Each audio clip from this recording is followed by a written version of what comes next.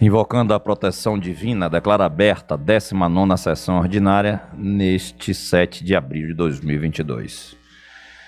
Boa tarde a todos.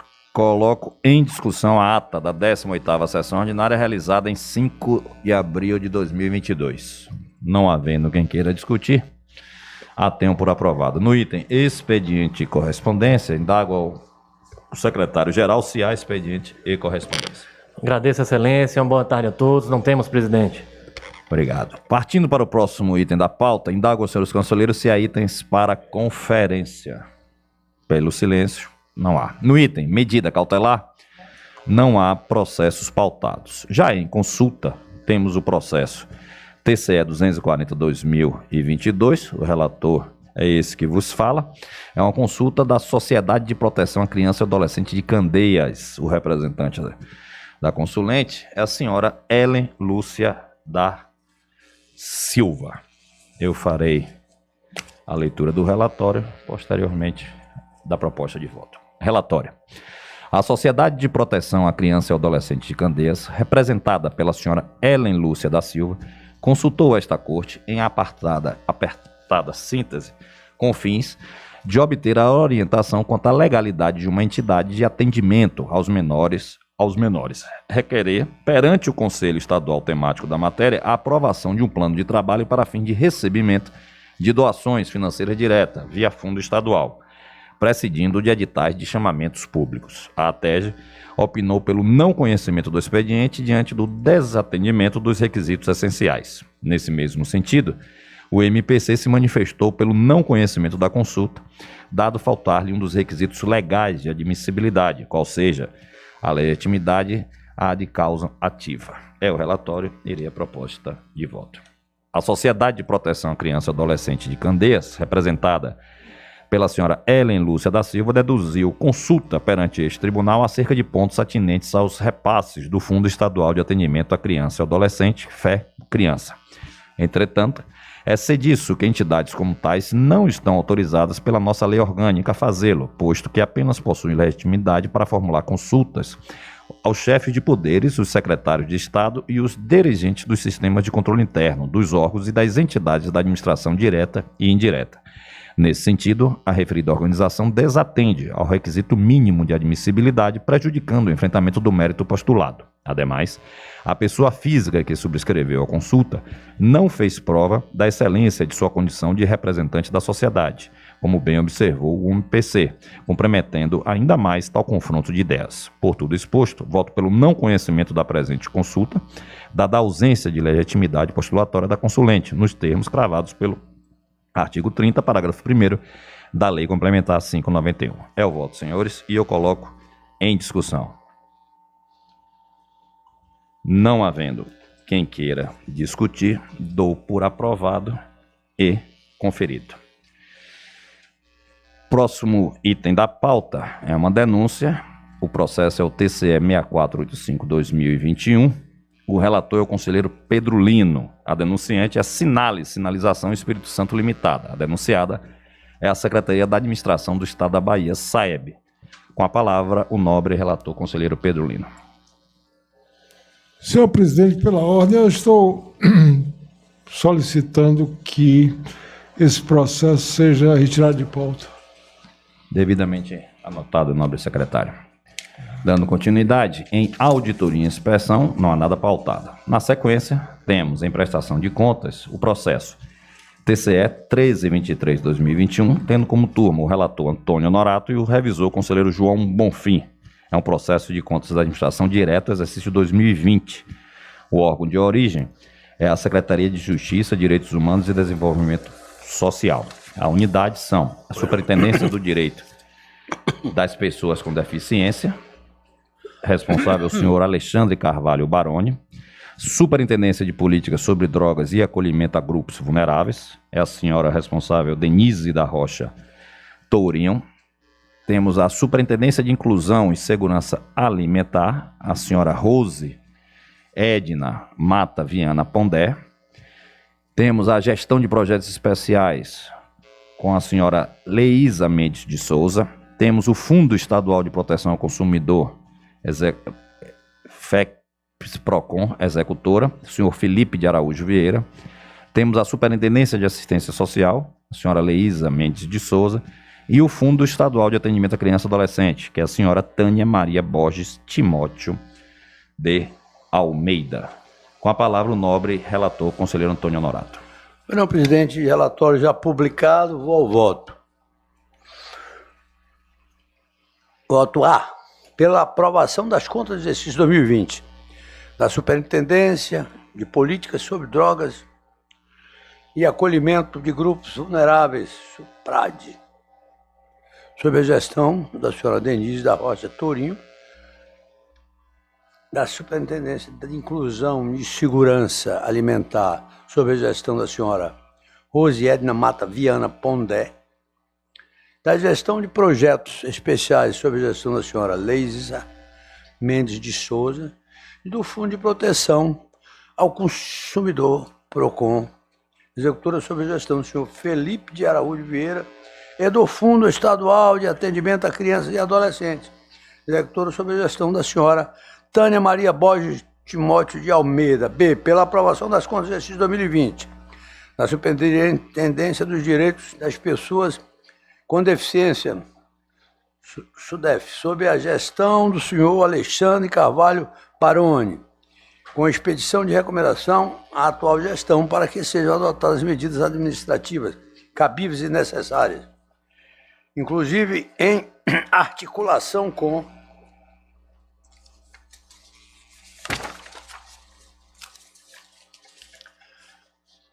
outros órgãos da administração pública, no sentido de viabilizar a elaboração e publicação de relatórios circunstanciados a que se refere os itens G e H da resolução número 0069/2018 do plenário desse tribunal, proferida na auditoria autuada sobre o número TCE 009/262/2016. E C, pela aprovação das contas exercício 2020 da Superintendência de Assistência Social, SAS, sob a gestão da senhora Leísa Mendes de Souza, com expedição de recomendação à atual gestão para que promova a apreciação das prestações de contas das parcerias celebradas dentro do prazo legal, artigo 71 da Lei Federal nº 1309/2014, emitindo parecer técnico, financeiro e jurídico, conforme previsto no artigo 72, parágrafo 1º da Lei nº 13.019/2014. E no item 7.1.15.1 da Instrução número 18/2019, do Secretário de Administração do Estado da Bahia, a serem considerados para a tomada de decisão acerca do mérito das prestações de contas encaminhadas dos termos de colaboração. É como voto, senhor presidente.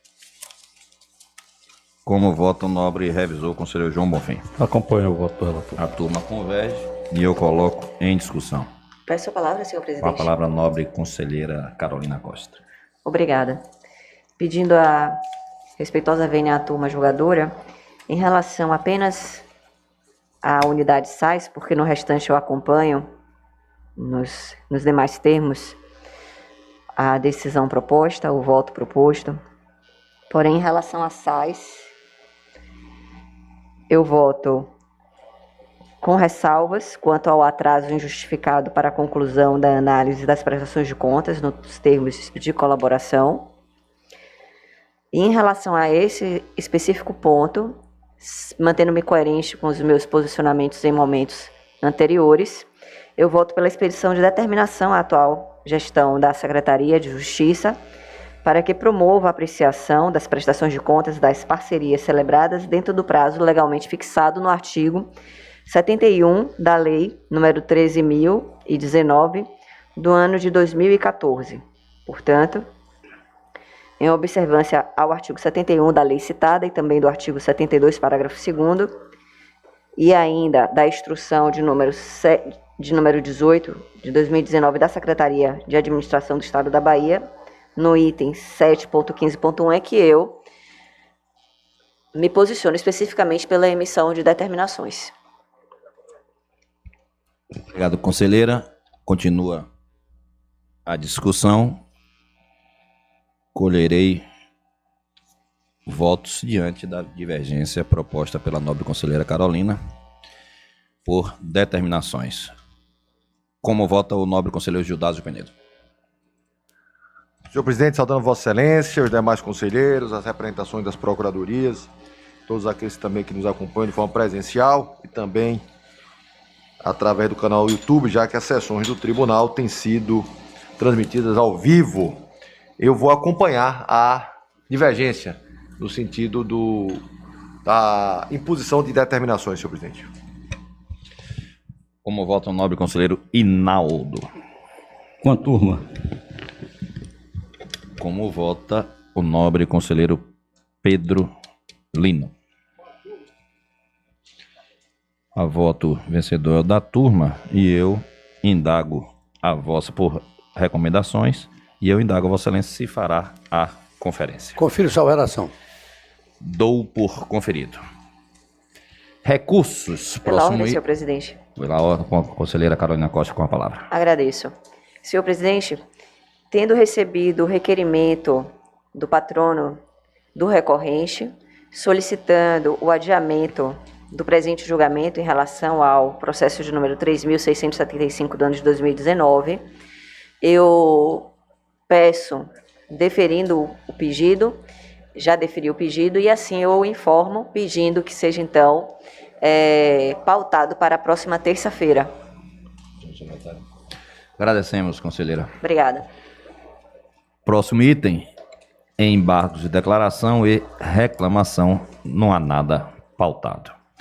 Já em matéria administrativa, antes de apregoar, informo que foi publicado no Diário Eletrônico deste Tribunal o ato 116 de 5 de abril de 2022, no qual anulei o ato de número 146 de 30 de 12 de 2021, publicado na edição extra do Diário Oficial deste Tribunal, de 30 de 12 de 2021, que renovou a nomeação do senhor Écio Bruno de Oliveira Silva para o cargo de auditor estadual de controle externo, atendendo decisão judicial. Em seguida, eu indago a conselheira Carolina Costa, conselheira visitora, se fará a devolução do processo TCE 125/2022. Farei, senhor presidente. Irei apregoar. Trata-se do processo 125/2022, cujo relator é quem vos fala. A natureza é um processo da administração, recurso administrativo, interessado o senhor Écio Bruno de Oliveira Silva.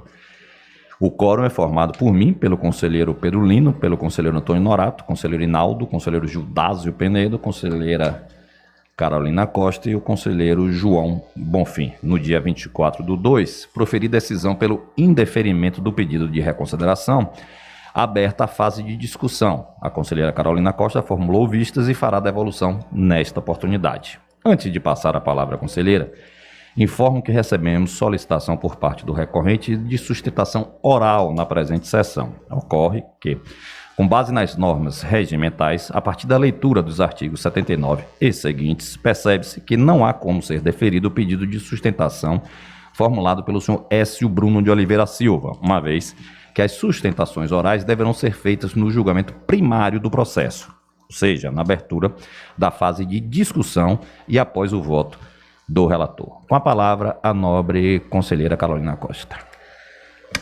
Obrigada, senhor presidente. Me dei por ciente do ato publicado ainda no diário de ontem, a respeito, que trata exatamente da questão que nós estamos apreciando e que será devolvida a este plenário neste momento. Assim farei a leitura do voto. Valendo-me da prerrogativa prevista no artigo 93, parágrafo 1º, do Regimento Interno deste Tribunal de Contas, apresento declaração de voto escrita por meio da qual farei considerações sobre o processo. Os presentes autos versam sobre expediente protocolado como recurso hierárquico, com fundamento no artigo 4º, inciso 6º e artigo 54 e seguintes da Lei Estadual nº 12.209 de 2011, interposto pelo senhor Écio Bruno de Oliveira Silva, em face da decisão proferida no processo de número 10.154 do ano de 2021. Os referidos autos culminaram na edição do ato de número 146, de 30 de dezembro de 2021, por meio do qual foi determinada a renovação da nomeação do ora recorrente para o cargo de auditor estadual de controle externo, atual nomenclatura para o cargo de analista de controle externo. Abro aspas, considerando decisão judicial exarada nos autos do mandado de segurança, ainda pendente de trânsito em julgado, fecho aspas. Em síntese, o recorrente requer a reconsideração da decisão proferida nos autos daquele processo originário ou, caso não seja reconsiderada, que o expediente seja julgado pelo Tribunal Pleno nesses termos, abro aspas. Letra C. No caso de entender que ocorreu o trânsito em julgado, retificar e republicar o ato administrativo de número 146 do ano de 2021, para que conste a expressão transitado em julgado em substituição à expressão ainda pendente de trânsito em julgado e acrescente a expressão nomear definitivamente, além de peticionar no processo judicial a desistência do pedido de devolução do prazo recursal e o reconhecimento do trânsito em julgado. Letra D. Alternativamente, caso reconheça que há coisa julgada e prossiga com a petição intercorrente no processo judicial, que seja anulado o ato administrativo 146, tendo em vista que não houve pedido de cumprimento provisório do acórdão. Fecho aspas. Senhoras e senhores, na sessão de julgamento ocorrida no dia 24 de fevereiro de 2022, foi emitida a decisão indeferindo, abro aspas, o pedido de reconsideração deduzido, evoluindo o efeito em forma de recurso hierárquico e submetendo a apreciação ao plenário desta Corte de Contas, em aplicação ao artigo de número 54, parágrafo 2º, da Lei Estadual de número 12.209, de 2011, fecho aspas. Pois bem, em consulta aos autos dos embargos de declaração, verifica-se que, após essa data, sobreveio despacho exarado pelo juiz substituto do 2º grau, datado de 29 de março, no qual se lê que, abro aspas, compulsando os autos, verifica-se que o pleito de devolução do prazo recursal formulado pelo Tribunal de Contas do Estado da Bahia foi indeferido, consoante decisão monocrática. Todavia, em face da aludida decisão, foi interposto agravo interno pelo TCE, representado pelo seu presidente, estando em recurso pendente de julgamento. Ocorre que, conforme estabelecido no artigo 320 do Regimento Interno do Tribunal de Justiça do Estado da Bahia, o agravo interno não possui efeito suspensivo, de modo que deve ser deferido o pedido com imediato cumprimento da sobredita decisão. Isto posto, intime-se o Estado da Bahia, na forma determinada no decision, para que, no prazo de 5 dias, comprove o cumprimento da obrigação de fazer a lhe imposta, sob pena de multa diária, fecho aspas. Ao examinar a referida decisão monocrática, publicada no Diário de Justiça do Poder Judiciário, observa-se, a decisão inicial, em 21 de fevereiro de 2022. Observa-se o comando de intimação do Estado da Bahia, abro aspas, a fim de que se abstenha de promover a execução provisória do julgado proferido no mandado de segurança até o decurso do lapso prazal desse decision e ulterior deliberação, fecho aspas.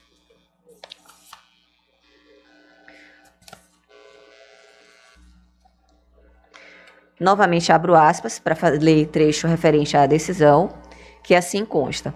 Considerando que a presente decisão ainda pode ser objeto de recurso e que a posse precária pode vir a prejudicar o impetrante nos moldes já delineados no acórdão, proferido nos autos do mandado de segurança, mister determinar a anulação do ato de nomeação do impetrante, bem assim a intimação do Estado da Bahia, a fim de que se abstenha de promover a execução provisória do julgado até o decurso do lapso prazal. Fecho aspas.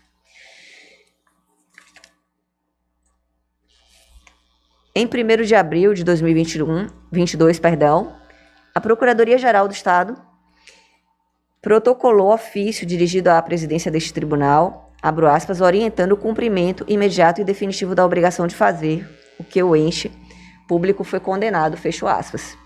Após examinar o referido expediente, em 5 de abril, a ATEG apresentou parecer com conclusão no sentido de que, abro aspas, não obstante ter sido imposto recurso de agravo interno, judicialmente cabível, da decisão que deve ser cumprida, entendemos, para evitar que, neste momento, consequências nefastas para este Tribunal de Contas do Estado da Bahia, deve ser anulado o ato administrativo de número 146, de 30 de dezembro de 2021, que nomeou o senhor Écio Bruno de Oliveira Silva, a título precário, para o cargo de auditor estadual de controle externo, recomendando à egrégia presidência que o faça de imediato, para que não seja ultrapassado o prazo assinado no respeitável despacho. Fecho aspas. Em despacho de trâmite na mesma data, o assessor-chefe da ATEG acolheu o referido parecer e registrou que, abro aspas de novo, como colorário da anulação a ser formalizada em cumprimento da decisão judicial, dá-se-á ensejo à perda superveniente do objeto, no processo de recurso hierárquico, fecho aspas.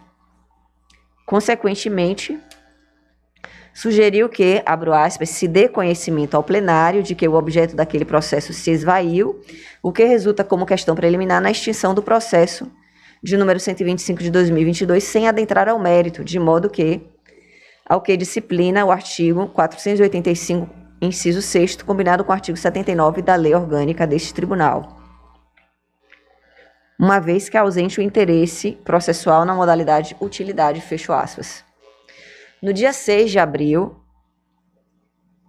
de 2022, foi publicado no Diário Eletrônico o ato de número 116, o qual anulou o ato de número 146 de 2021, que renovou a nomeação do senhor Écio Bruno para o cargo de auditor estadual de controle externo. Fecho aspas. Nesta mesma data, ou seja, no dia de ontem, o recorrente encaminhou ao gabinete desta conselheira memorial dos últimos atos ocorridos no processo judicial e também no processo administrativo. No referido documento, o recorrente diverge da conclusão da ATEG quanto à necessidade de extinção do presente feito sem resolução de mérito, por falta de interesse processual. Ao seu ver, abro aspas, o recurso hierárquico possui 2 pedidos com características de cumulação imprópria subsidiária, conforme preceitua o artigo 326 do Código de Processo Civil, pois o segundo pedido, que seria então a letra D, somente será analisado se o primeiro da letra C não for concedido, fecho aspas.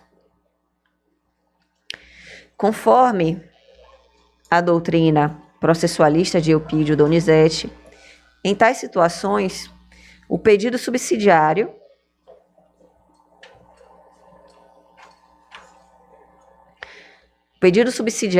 abro aspas, apenas é examinado na eventualidade da rejeição do pedido principal.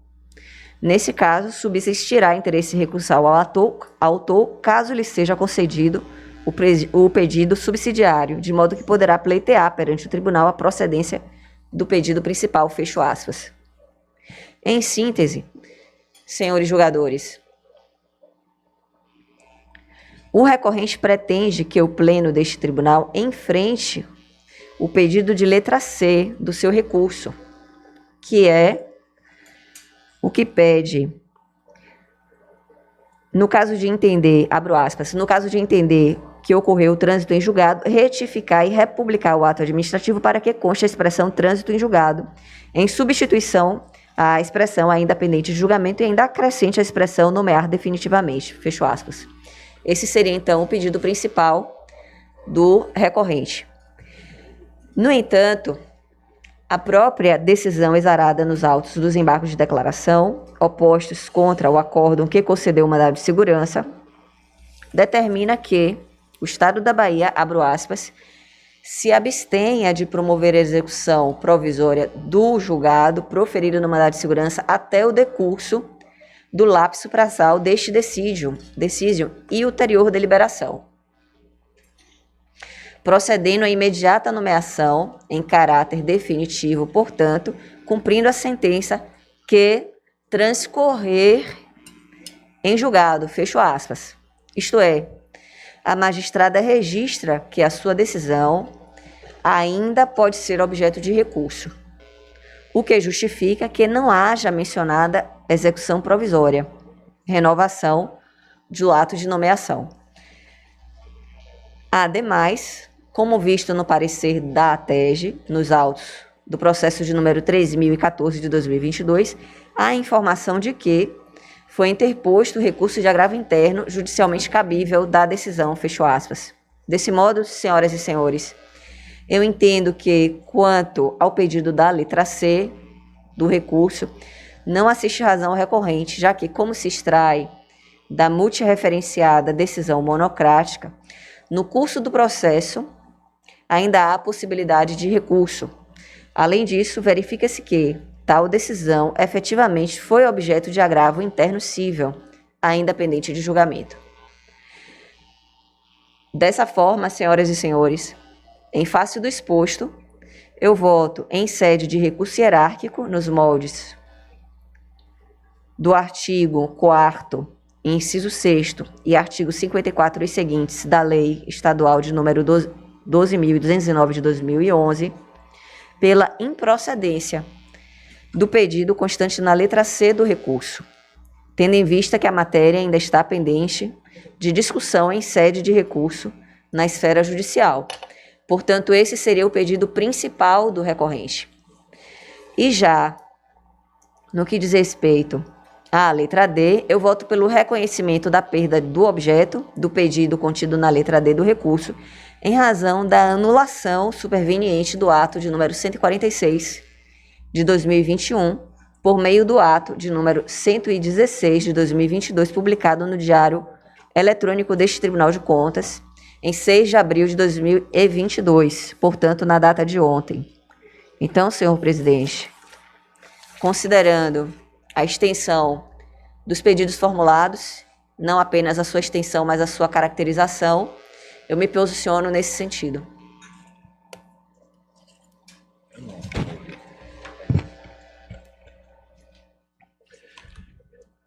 Essa presidência recepciona o processo ao tempo que se manifesta também pela perda do objeto do presente feito, tendo vista já a anulação do ato perante a decisão judicial, de modo que eu acompanho a proposta de Vossa Excelência e coloco em discussão. Não havendo quem queira discutir, declaro aprovado e conferido. Requerimentos e indicações. Então, com a palavra, o conselheiro Gildásio Penedo, ainda em matéria administrativa. Agradecendo, presidente, trago a conhecimento de Vossa Excelência e também já foi oportunizado no nosso sítio eletrônico o monitoramento do estoque de processos com mais de 60 dias sem a devida movimentação. Eu trago, portanto, nesse relatório, presidente, que, atendendo ao quanto estabelecido na Resolução Normativa 092/2021, que aprovou as diretrizes para o planejamento operacional e para o sistema de avaliação de desempenho do exercício 2002, foi realizado o levantamento dos processos autuados neste tribunal e que se encontram há mais de 60 dias sem a movimentação nas unidades do TCE Bahia, além daquelas em diligência externa. Os relatórios emitidos pelo sistema Proinfo utilizaram-se como data base os dias 23 do 3 e 4 do 4 do respectivo ano, tendo adotado ainda as seguintes premissas para a extração das informações: processos em andamento e não julgados, agrupados por natureza, situação, relator, colegiado, localização e tempo. Da análise realizada no âmbito dessa corregedoria acerca dos dados disponibilizados pelo sistema Proinfo, foram extraídas as informações consideradas mais relevantes sobre o panorama processual. Em março de 2022, o estoque de processos, senhor presidente e senhores conselheiros, com mais de 60 dias sem movimentação na Corte de Contas, representa um montante de 468 processos, representando 20% do estoque processual deste tribunal que totaliza 2.334. Dos 468, eu faço aqui já agradecendo ao empenho da equipe da Corregedoria, fizemos um pouco diferenciado em relação aos relatórios anteriores, trazendo inclusive essa estratificação com dados que efetivamente ajudam e contribuem para o esforço conjunto da Casa na solução desse problema. Dos 468 processos sem movimentação, 84% referem-se a processos das câmaras, da primeira e segunda Câmara. Quero me dirigir, de modo especial, aos conselheiros presidentes, conselheiro João Bonfim e conselheira Carolina Costa. Embora não a eles compete, mas enfim, somente para efeito de conhecimento em relação a esse processo. 63% dos processos sem movimentação refere-se à prestação de contas de recursos estaduais atribuídos a entidades. Então, grande parte de convênios.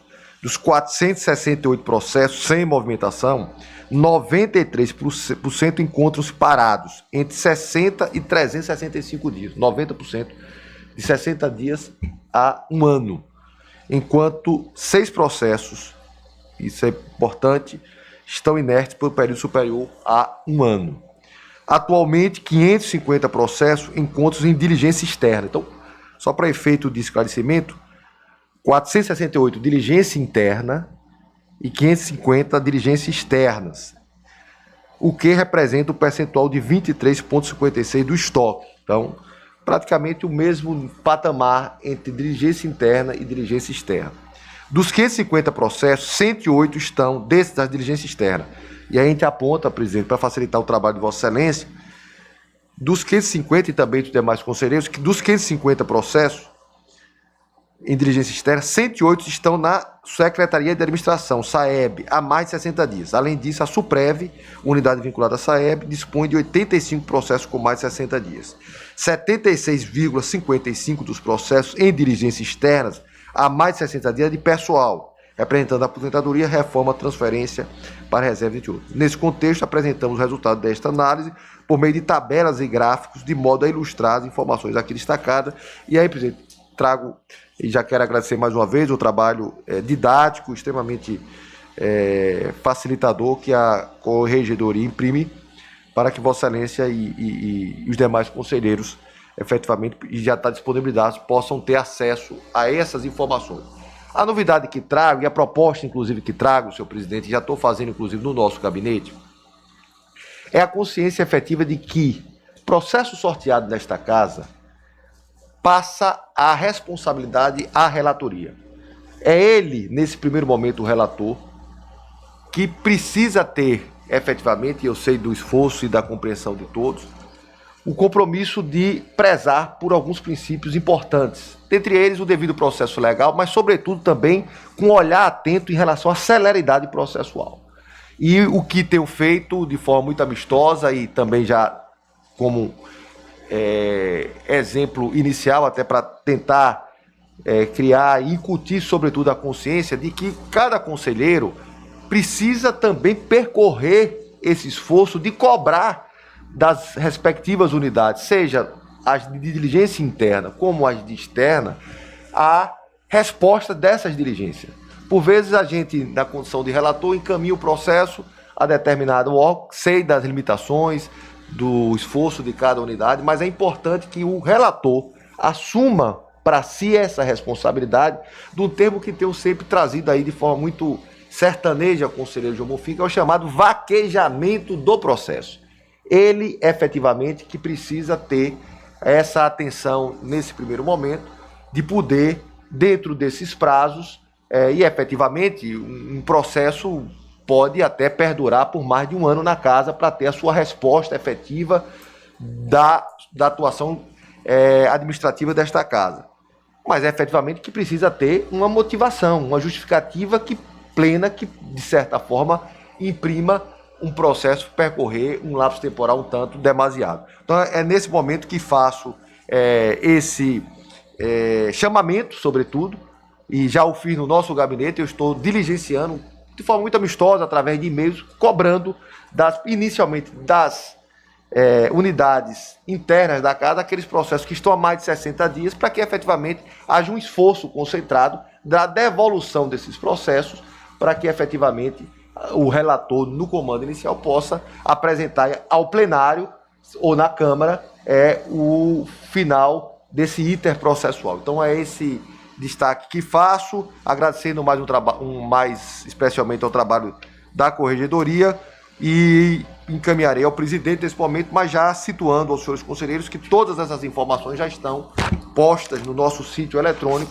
oportunizando a todos os conselheiros e demais servidores da nossa casa esse detalhado relatório como forma de contribuir para a persecução da celeridade processual como resposta efetiva dos serviços e das demandas que são apresentadas a esta Corte de Contas. É esse, senhor presidente, já lhe agradecendo a Vossa Excelência a compreensão.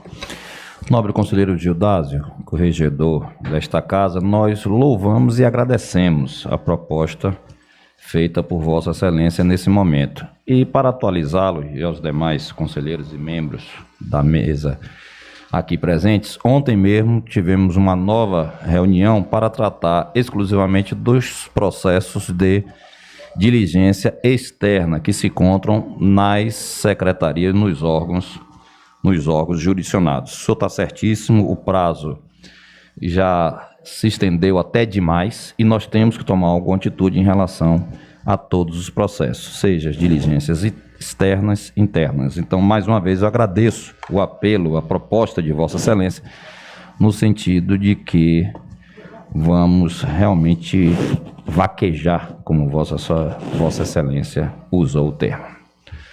Requerimentos e indicações. Senhor presidente, eu peço a palavra. Com a palavra, a conselheira Carolina. Ainda na fase administrativa, para informar a todos os presentes e também aqueles que nos assistem que nos dias 29 e 30 de março tivemos em nossa casa a primeira reunião do Comitê Técnico da Educação do Instituto Rui Barbosa do ano de 2022.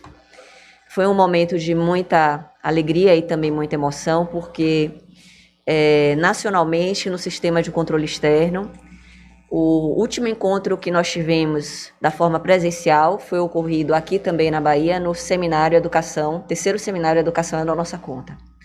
Em função desta lembrança, desta importante lembrança, o comitê solicitou que também fosse aqui o momento de abertura dos trabalhos presenciais. E assim foi feito, em formato híbrido, quando tivemos um dia dedicado à reunião dos membros do comitê, que contou com a participação de diversos conselheiros de todo o nosso Brasil, mas o destaque mais importante que faço é que, além dos conselheiros dos mais diversos tribunais do Brasil, nós tivemos a participação da maioria dos nossos membros. Então, de maneira muito significativa e simbólica, 4 dos integrantes do Tribunal de Contas do Estado da Bahia estiveram presentes no ambiente do Comitê de Educação do Instituto Rui Barbosa, o que já demonstra a posição de privilégio com que a educação é tratada no ambiente do nosso tribunal. A fiscalização sobre a educação é tratada no ambiente do nosso tribunal. Já no segundo dia de encontro, foi a vez dos técnicos do comitê, o que contou com a presença de 28 participantes presenciais e mais 22 participantes online. O sucesso dessa atividade decorreu, em especial, do total apoio que qualquer iniciativa que trate especificamente sobre essa temática encontra das gestões dessa casa, tendo sido assim com o conselheiro Hinaldo Araújo, que foi o presidente que possibilitou a instalação do projeto, também do conselheiro Gildásio Penedo, que na sua oportunidade de gestão também investiu e dedicou esforços e recursos no sentido do aprimoramento dessa fiscalização, e agora também na gestão do conselheiro Marcos Presídio, cujos esforços são novamente ratificados. Portanto, senhor presidente, eu utilizo desse momento aqui para poder agradecer todo o apoio conferido e, mais do que isso, registrar também a minha admiração às pessoas dos conselheiros de Vossa Excelência, conselheiro presidente Marcos Presídio, do conselheiro Judásio Penedo e do conselheiro Inaldo Araújo, demonstraram todo o compromisso no que diz respeito à política pública educacional. Ainda, senhor presidente, por dever de justiça e também com alegria, eu registro os meus agradecimentos à Escola de Contas, à equipe da Escola de Contas, a senhora Edenilze Sacramento, Danilo Bastos, Anderson Santos, Carolina Lima, Aitana Braga. E ainda a Vanessa Aires, do cerimonial, e mais a equipe do SEDASC, Luiz Fernando Pinheiro, Moisés Pereira, Laísa Damasceno, Leonardo Nascimento, Edmilson e Manuel, da Black Light. Ainda agradeço à equipe da Ascom, Marcos Navarro, Gustavo Santana e Jéssica Souza. E também a sempre atenciosa equipe de logística e transporte, formada por servidores desta casa e do Tribunal de Contas dos municípios, na pessoa de Heitor Groba, Edson Queiroz, e ainda Gildásio Filho, Edson Gomes, Evilásio Conrado, Roberta Pestana, Osmar Silva, Marcos Vinícius e Judson Araújo. Por fim, senhor presidente, não poderia deixar de fazer aqui a referência também à equipe do meu gabinete, que sempre tão diligente e atenciosa quando se trata das demandas do IRB. Nós aceitamos o desafio de sediar a primeira reunião do Comitê Técnico de Educação do Instituto Rui Barbosa, porque esta casa reconhece a importância da política pública educacional, estando registrado como objeto do seu planejamento estratégico. E assim, todos os encontros que tenham como foco a educação, elas certamente terão todo o empenho e compromisso por parte desta casa e assim do nosso colegiado. Então eu agradeço, senhor presidente, mas eu não encerro os meus comunicados.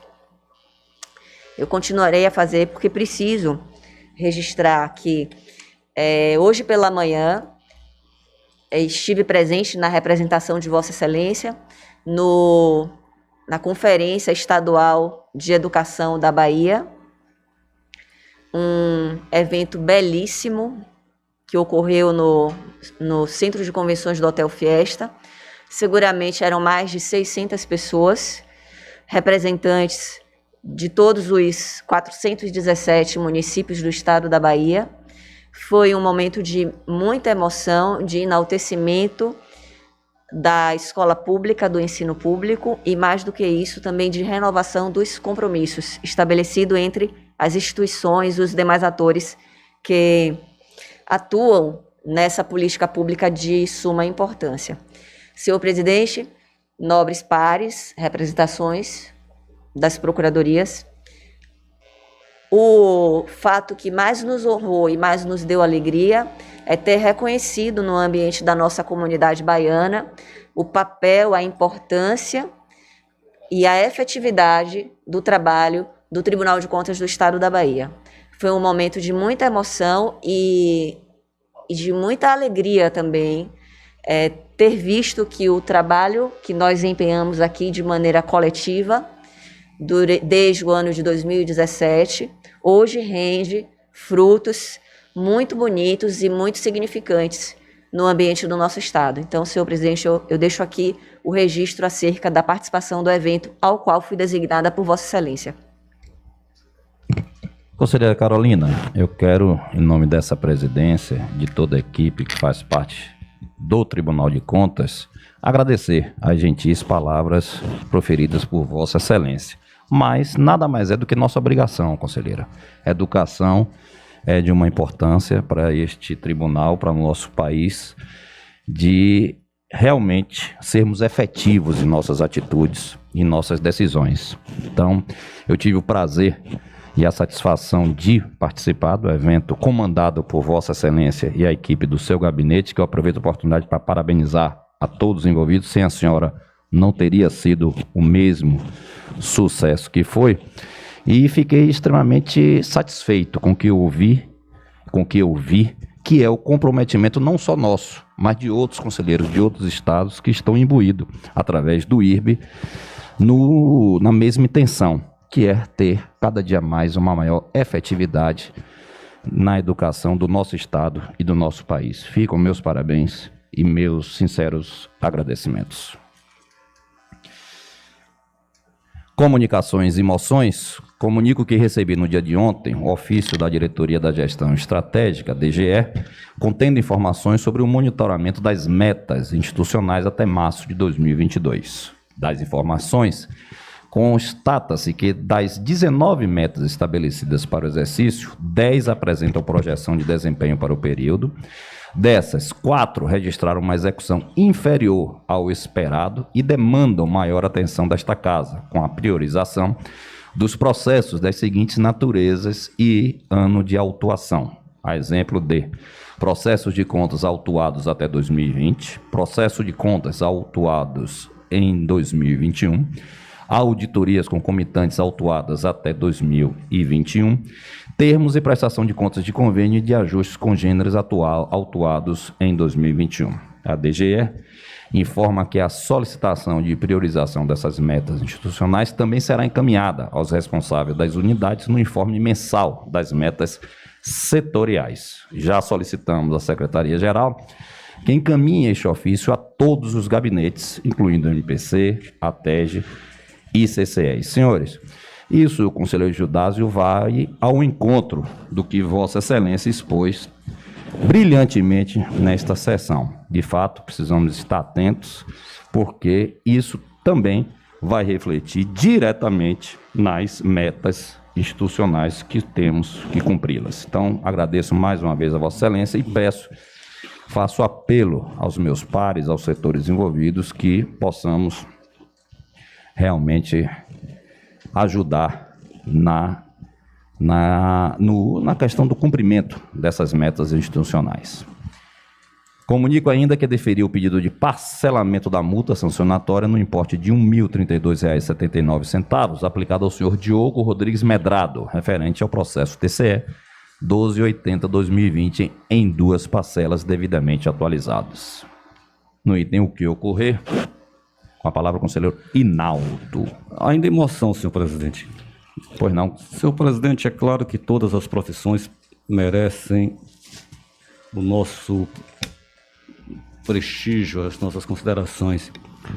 Mas hoje, em especial, é o dia do jornalista, 7 de abril.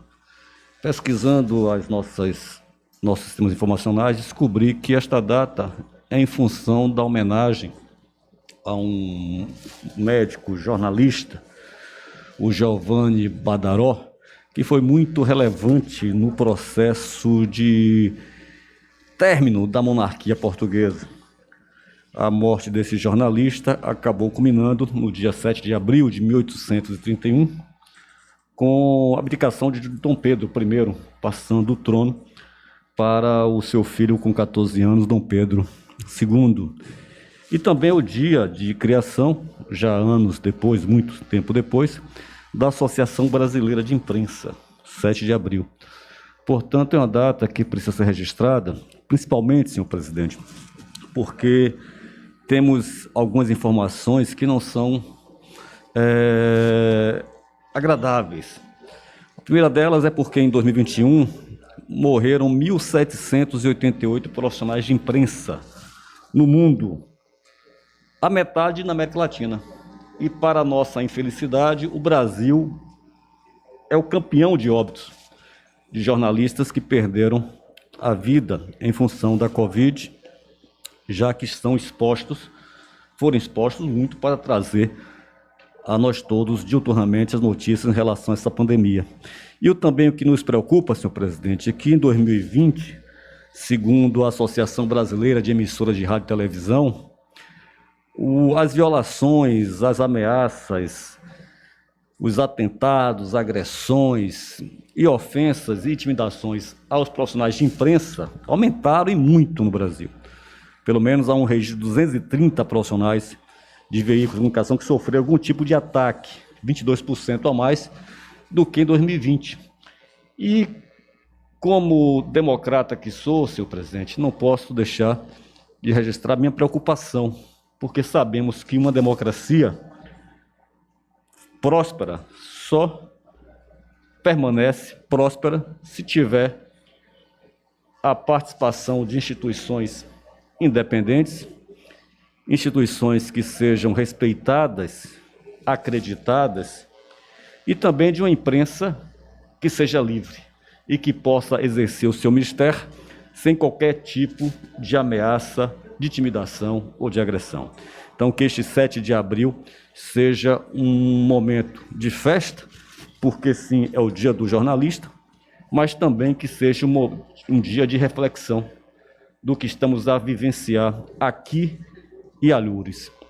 Se essa moção for aprovada, espero que ela seja encaminhada à Associação Brasileira de Imprensa, à Associação Baiana de Imprensa, aos jornais, os 3 grandes jornais de circulação aqui no nosso estado, o Correio da Bahia, a Tribuna e a Tarde. É a proposta que faço, senhor presidente. Agradecemos, conselheiro Naldo, e colocamos em discussão. Não havendo quem queira discutir, eu declaro aprovada. Vossa Excelência, dou por conferida. Agradecemos e me solidarizo realmente ao dia desse profissional que são os jornalistas. Em o que ocorrer nada. Eu digo sempre, senhor presidente, se atacam quem fala, imagine se não vão atacar quem não fala. Nada mais havendo, agradecendo a presença de todos, declaro encerrada a presente sessão e desejando um ótimo final de tarde.